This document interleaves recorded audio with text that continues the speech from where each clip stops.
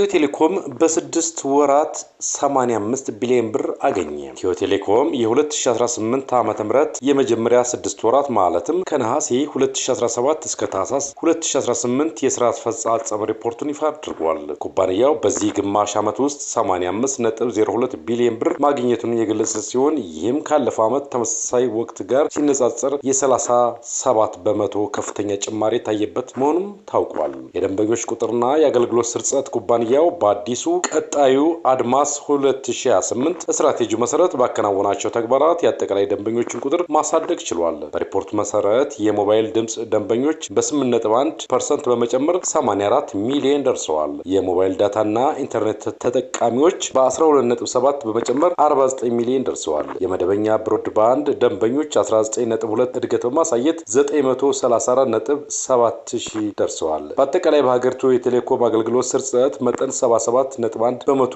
መድረሱን ተብራርቷል። ከ6 ወሩ ገቢ ውስጥ የድምጽ አገልግሎት 30.4፣ ዳታና ኢንተርኔት 28.3 እንዲሁም ቴሌብር 4.9% ድርሻ አላቸው። ኩባንያው በግማሽ ዓመቱ 88.19 ሚሊዮን የአሜሪካ ዶላር የውጭ ምንዛሬ ማመንጨት የቻለ ሲሆን ከዚህ ውስጥ 16.02 ሚሊዮን ዶላር የሚሆነው በቴሌብር ዓለም አቀፍ የኋላ አገልግሎት አማካኝነት የተገኘ ነው። የቴሌብር አገልግሎት ተጠቃሚዎች ቁጥር 58.61 ሚሊዮን የደረሰ ሲሆን በ6 ወራት ውስጥ ብቻ 1.94 ትሪሊዮን ብር የኤሌክትሮኒክስ ገንዘብ ዝውውር ተከናውኗል። አገልግሎቱ ከተጀመረ አንስቶ እስካሁን በኢኮኖሚ ውስጥ 6.88 ትሪሊዮን ብር ማንቀሳቀስ መቻሉን ሪፖርቱ ያሳያል። ኩባንያው ምንም እንኳን ከፍተኛ የገቢ እድገት ቢያስመዘግብም የውጭ ምንዛሬ እጥረት በቴሌኮም መሳሪያዎች ሽያጭ እና በኢንተርፕራይዝ ሶሉሽን የገቢ አፈጻጸም ላይ አሉታዊ ተጽዕኖ ማሳረፉን በሪፖርቱ ተጠቅሷል። ይህ አፈጻጸም ኢትዮ ቴሌኮም የጀመረውን የዲጂታል ትራንስፎርሜሽን ጉዞ ለማፋጠንና የሀገሪቱን የዲጂታል ኢኮኖሚ ለመገንባት እያደረገ ያለውን ጥረት የሚያሳይ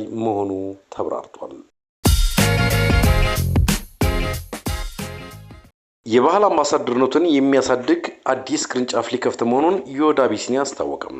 በአዲስ አበባ ከተማ በቴዎድሮስ አደባባይ የሚከፈተው አዲሱ ቅርንጫፍ ለ250 ዜጎች የሥራ ዕድል የፈጠረ ሲሆን ከግንባታ ውጭ 150 ሚሊዮን ብር ወጪም እንደተደረገበት ጥር 21 ቀን 2018 ዓ.ም ለመገናኛ ብዙሃን ተገልጿል። በአሁኑ ሰዓት እስካሁን ድረስ ባለን ማለት ነው በአጠቃላይ በፕሮጀክቱ ወደ 150 ሚሊዮን ብር ኢንቨስት የተደረገበት ፕሮጀክት ነው ማለት ነው። በአዲሱ ቅርንጫፍ የባህል ምግብ አዳራሽ የሚያቀርባቸው ቱባ፣ የብሔር ብሔረሰብ ሙዚቃ፣ ጭፈራ፣ ባህላዊ እና ዘመናዊ ምግብና መጠጥ፣ የሰርግ የመልስና መሰል ኩነቶች የሚከናወኑባቸው ቦታዎች፣ ዘመናዊ ሬስቶራንት፣ የካፌ አገልግሎትና ሌሎችንም ያካተተ መሆኑን ተነግሯል። 22 ዓመታት ያሳለፈው ዮዳ አቢሲኒያ የሥራ አድማሱን በማስፋት ዮዳ አቢሲኒያ የባህል ምግብ አዳራሽ፣ ዓለም አቀፍ ሆቴል፣ አስጎብኚ እና የጉዞ ወኪል፣ ባልትና የቡና እና ካፌ ዘርፎች ላይ እንደሚገኝም ተጠቁሟል።